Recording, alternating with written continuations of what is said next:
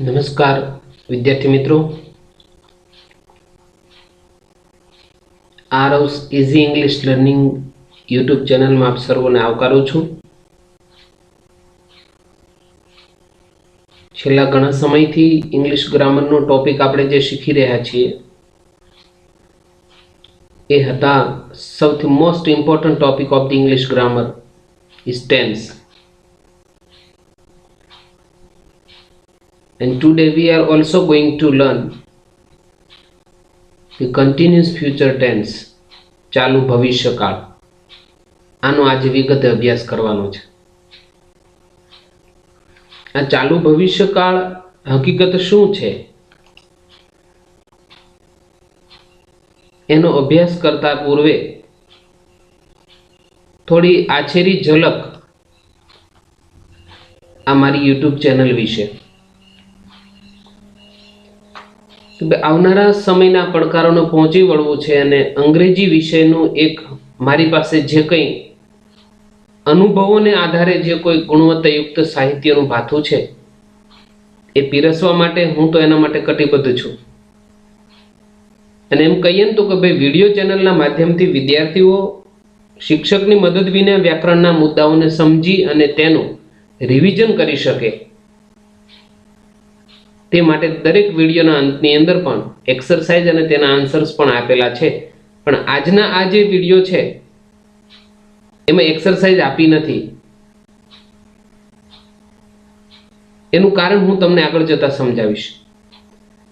સમગ્ર વિદ્યાર્થીઓ, શિક્ષક મિત્રો, આચાર્ય સારસ્વતો, દરેક સરકારી તેમજ ખાનગી શિક્ષક સંસ્થાઓ તેમજ શાળાકીય શિક્ષણ સાથે અનુબંધ ધરાવતા શિક્ષણ પ્રેમીઓ, મારી એ દરેક લોકોએ મારી આરવ્સ ઇઝી ઇંગ્લિશ લર્નિંગ એ ચેનલને વિશ્વાસપૂર્વક આવકારી છે। એ માટે એ ક્ષણ મારા માટે ખૂબ ગૌરવની વાત છે અને મારા ખુદના માટે આનંદની વાત છે। એટલે ફરીથી હું આપ તમામ શુભચિંતકોનો ઋણ સ્વીકાર કરી અંતરથી આપ સર્વનું અભિવાદન કરું છું। હવે જે ભણવા જઈ રહ્યા છીએ તે ઇંગ્લિશ ગ્રામરનો સૌથી મોસ્ટ ઇમ્પોર્ટન્ટ ટોપિક એ છે ચાલુ ભવિષ્યકાળ। આમની એક્સરસાઇઝમાં ખોટો સમય નથી લીધો વધુ। શા માટે કે ભાઈ ચાલુ ભવિષ્યકાળ છે એના ઉપયોગોની વાત કરીશું કે સામાન્ય રીતે બહુ ઓછા પ્રમાણમાં પૂછાતો હોય છે। ભવિષ્યના કોઈ ચોક્કસ સમયે કોઈ ક્રિયા બની રહી હશે અથવા થઈ રહી હશે તે દર્શાવવા આ ચાલુ ભવિષ્યકાળ વપરાય। ભવિષ્યના ચોક્કસ સમયે કોઈ ક્રિયા બની રહી હશે અથવા કોઈ ઘટના થઈ રહી હશે તે દર્શાવવું છે ત્યારે આ ચાલુ ભવિષ્યકાળ વપરાય છે, તે દર્શાવવું હોય તો। અને ખાસ કરીને આ પ્રકારના કાળદર્શક શબ્દો પણ જેને કહી શકે keywords, tomorrow at this time, next Sunday at 10 o'clock, next week on Sunday, tomorrow at night, tomorrow at noon, આવા ભવિષ્યના બે ચોક્કસ સમય સાથે ચાલુ ભવિષ્યકાળ વપરાતું હોય। અને ખાસ કરીને તમે જોજો અહીંયા tomorrow at this time, next Sunday એક ટાઈમ છે, 10 o'clock બીજો સમય દર્શાવ્યો, નેક્સ્ટ વીક એની સાથે ઓન સન્ડે, ટુમોરો છે એની સાથે નાઇટ ઓર નૂન, તો આ બે સમય દર્શાવ્યા છે જે ચાલુ ભવિષ્યકાળ દર્શાવે।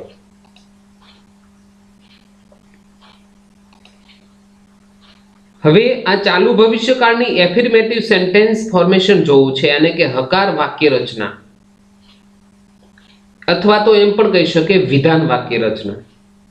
આ વિધાન વાક્ય રચનાની અંદર જોઈએ તો કર્તા પ્લસ શેલ બી અથવા વિલ બી, કર્તાને આધારે કર્તા તરીકે પહેલો પુરુષ યાની કે ફર્સ્ટ પર્સન સિંગ્યુલર અને પ્લુરલ, એટલે કે કર્તા તરીકે આઈ અથવા વી હોય તો એમની સાથે શેલ બી વપરાશે, અને બાકીના તમામ સર્વનામો એટલે કે બીજો પુરુષ એકવચન બહુવચન, ત્રીજો પુરુષ એકવચન બહુવચન, આ દરેકની સાથે વિલ બી ફરજિયાત વપરાશે।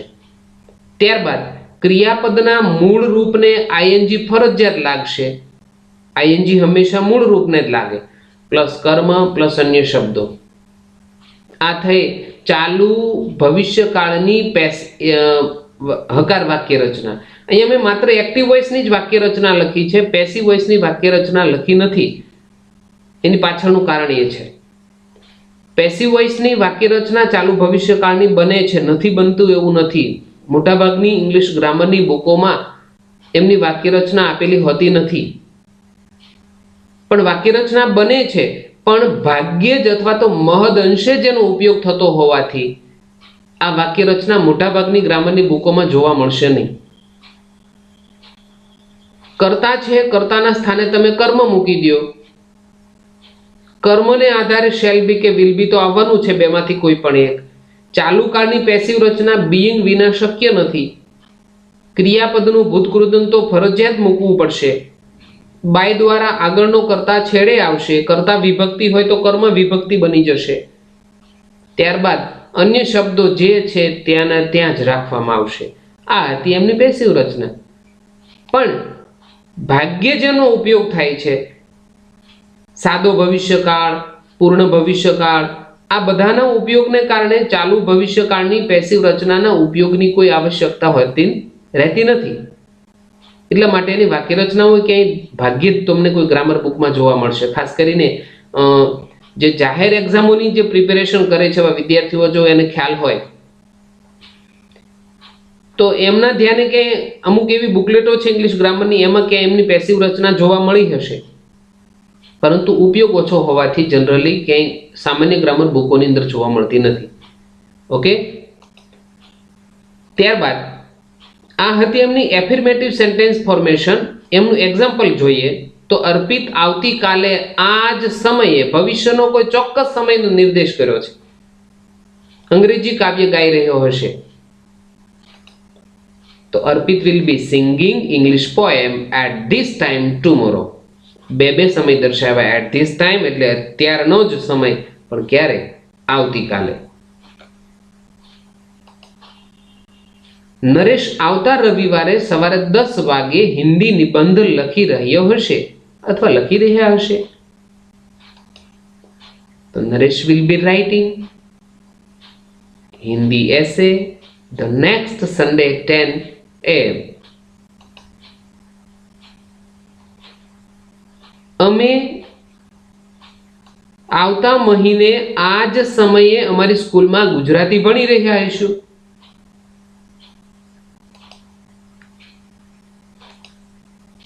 We shall be learning. અહીંયા અર્પિત ત્રીજો પુરુષ એકવચન, નરેશ ત્રીજો પુરુષ એકવચન, એટલે એમની સાથે will be લખ્યું. પણ અહીંયા we shall be તો પહેલો પુરુષ એકવચન I હોય કર્તા તરીકે અથવા we હોય તો એમની સાથે shall be લખીશું. Learning Gujarati in our school the next month at this time. આવતા મહિને આ જ સમયે અમે અમારી સ્કૂલમાં ગુજરાતી ભણી રહ્યા છું. આ હતી એમની એફર્મેટિવ સેન્ટેન્સ ફોર્મેશન છે, એમના એક્ઝામ્પલ. ત્યારબાદ જોઈએ ઇન્ટરોગેટિવ સેન્ટેન્સ ફોર્મેશન, યાની કે પ્રશ્ન વાક્ય રચના.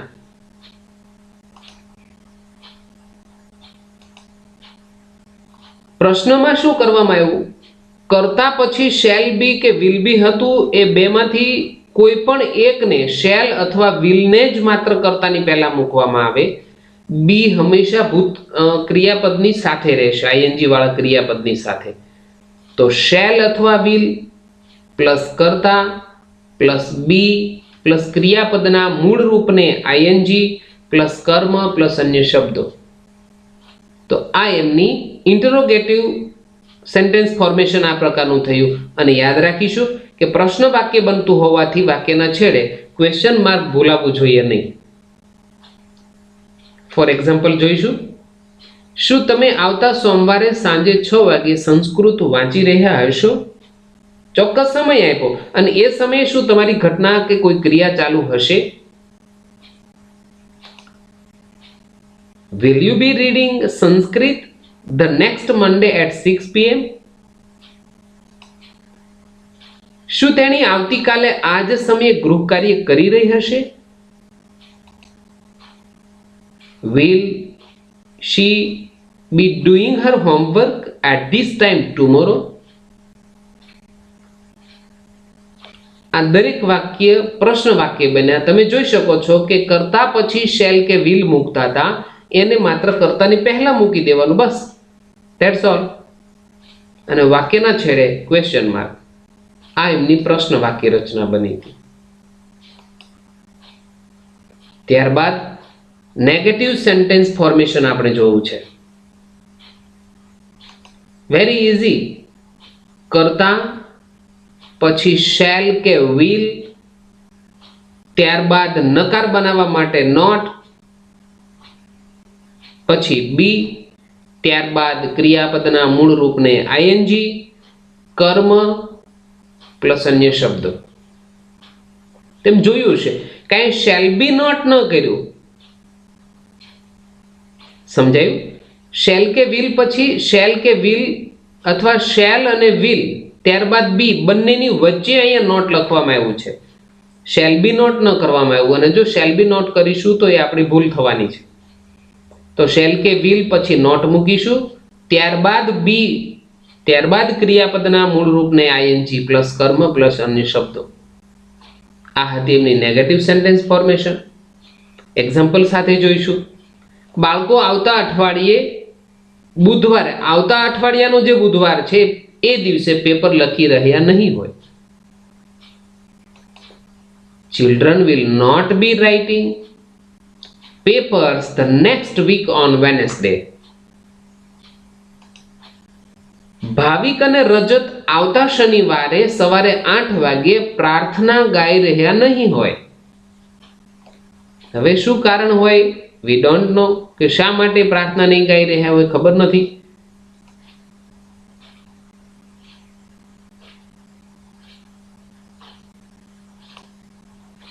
એક્ઝામ્પલ જોઈએ.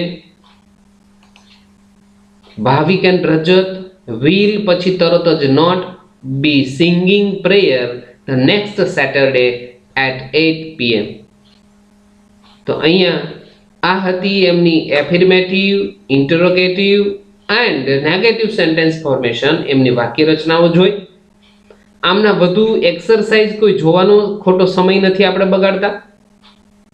વેરી ઇઝી, તદ્દન સરળ છે. ત્રણે ત્રણ કન્ટિન્યુઅસ જે ટેન્સ છે, continue present, continuous past, continuous future, આ ત્રણે ત્રણ કાળની અંદરની જો એક ઝડપથી આછેરી ઝલક ઝીલી લઈએ તો ખબર પડે કર્તા પછી કોઈ પણ ચાલુ કાળ આઈએનજી વિના બનવાનો નથી. તો કર્તા પછી am is are plus ING. Am is are વર્તમાનના ટુ બી અને આઈએનજી એટલે ચાલુ કાળ. તો ચાલુ વર્તમાન કાળની વાક્ય રચના બની ગઈ. જો કર્તા પછી વોઝ કે વેર મૂકીએ પછી આઈએનજી લખીશું તો વોઝ કે વેર ભૂતકાળના ટુ બી છે અને આઈએનજી ચાલુ ક્રિયા દર્શાવે તો ચાલુ ભૂતકાળની વાક્ય રચના બની એમ સ્પષ્ટ ખ્યાલ આવે. જો કર્તા પછી શેલ બી કે વિલ બી પછી આઈએનજી મૂકીએ તો શેલ બી કે વિલ બી ભવિષ્યકાળનો ઉલ્લેખ કરે સ્પષ્ટ, અને ચાલુ કાળ દર્શાવવા માટે આઈએનજી છે તો આ ચાલુ ભવિષ્યકાળની રચના સ્પષ્ટ બની ગઈ. બસ માત્ર યાદ રાખવાનું છે આ કાળ પૂરતું કે બે પ્રકારના સમયદર્શક શબ્દો જોડાઈને એ ચાલુ ભવિષ્યકાળની વાક્ય રચના બનાવવા માટેના કાળદર્શક શબ્દો નિર્દેશ કરશે. વધુ સમય આ કાળની અંદર ન લેતા હજી ગ્રામરના પણ ઘણા બધા ટોપિક જોવાના છે. તેની સાથોસાથ એમની એક્સરસાઇઝો પણ જોતી રહેવાની છે. એટલે ખૂબ ટૂંકા સમયની અંદર અહીંયા જે અંગ્રેજી ગ્રામર મેં આપવાનો પ્રયત્ન કર્યો છે એ અંગ્રેજી ગ્રામર પ્રાઇમરીથી લઈને એટલે કે પ્રાથમિકથી લઈને અપર પ્રાઇમરીના બાળકોને ખૂબ ઉપયોગી સાબિત થશે. સેકન્ડરી કે હાયર સેકન્ડરીના વિદ્યાર્થીઓને અતિ ઉપયોગી થશે. અને ત્યારબાદ મારી ચેલેન્જ છે કે જે કોઈ કોમ્પિટિટિવ એક્ઝામની પણ પ્રિપેરેશન કરે છે એમના માટે પણ આ અતિ ઉપયોગી સાબિત થશે. સમયાંતરે એકમ કસોટીઓ જે લેવાતી હોય છે દરેક સ્ટાન્ડર્ડની, એમાં જ્યારે ઇંગ્લિશનું ગ્રામર આવતું હોય છે તો એની અંદર પણ મદદરૂપ થવાનું છે. અને રહી વાત બીજી, કે સમયાંતરે પેપર સ્ટાઇલમાં ફેરફારો થતા હોય અંગ્રેજી વિષયની. ક્યારેક MCQ પ્રકારની એક્ઝામ લેવાતી હોય છે, ક્યારેક આપણે જે ડેસ્ક્રિપ્ટિવ મેનરથી એક્ઝામ લેવાય છે, એટલે કે વર્ણનાત્મક શૈલીથી. પણ અહીં એવરેજ આપણે જોઈએ છીએ તો આપણે અંદાજ આવી જશે કે ભાઈ MCQ પદ્ધતિથી એક્ઝામ લેવાય તો પણ આપણને સરળતા રહેશે, અને ડેસ્ક્રિપ્ટિવ મેનરથી પણ જો એક્ઝામ લેવાય તો પણ આપણને સરળતા રહે. એટલે અહીંયા આ જે ગ્રામર આપવામાં આવ્યું છે ખૂબ કાળજીપૂર્વક બનાવીને એક્ઝામ્પલો પણ આની અંદર મૂક્યા છે, તમને સમજાય એ રીતે સરળ ભાષામાં મૂક્યા છે. તો વધુ ને વધુ આપના સુધી હજુ વિડીયો મારે બનાવી અને આપના સુધી પહોંચતા કરવા છે, અને આવા નવા જે કોઈ અપડેટેડ વિડીયો છે આપના સુધી પહોંચાડવા માટે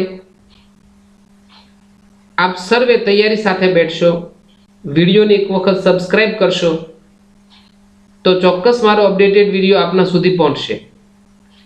અને એક અંગ્રેજી ગ્રામરની કે અંગ્રેજી ભાષા તરફનો એક આપના તરફનો ઝુકાવ પણ વધશે.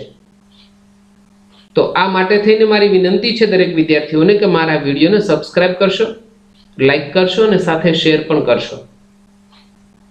સારું, ફરી સમય થયો છે વિરામનો. ત્યાં સુધી જોતા રહો ઇંગ્લિશનું લેક્ચર. Good bye.